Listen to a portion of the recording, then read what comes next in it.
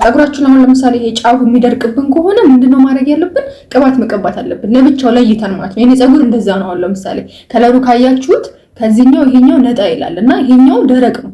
ለዛ ነው ፀጉራችን ብዙ ጊዜ ለማደግ የሚያስቸግረው ማለት ነው። ይሄኛው ፓርቱ ደረቅ ከሆነ የተበጣጠሰ ይወድቃል።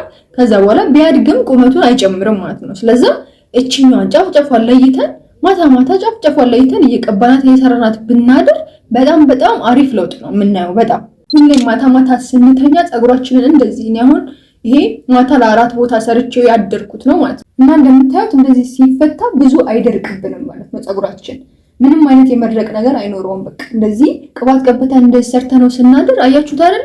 ምንም የኔ ፀጉር በጣም ለስላሳ ሆኖ ምናምን አይደለም። በቃ ኖርማል ፀጉር ነው ያለኝ። ከርዳዳም አይደለም፣ በጣም ለስላሳም አይደለም። ግን በቃ ይሄው እንደምታዩት እንደዚህ ለስላሳ እንደሆነ ነው የሚቆይልን ማለት ነው።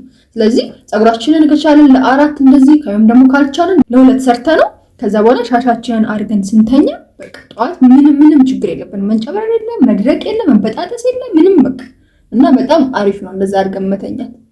ስናበጥረው ራሱ ሌላ ጊዜ እንደሚሆነው አሁን ዝም ብለን የተኛን ቀን ስናበጥረው ንቅልቅል ብጥስጥስ ድርቅ ነው የሚለው። አሁን ግን ብዙ የሚወጣ ራሱ ፀጉር የለውም። የኔ ፀጉር ነው በጣም ይነቃቀላል። እንደውም ግን እንደዚህ አድርጌው በመተኛ ጊዜ ብዙ የሚነቃቀልና የሚወጣ ፀጉር አይኖረውም ማለት ነው።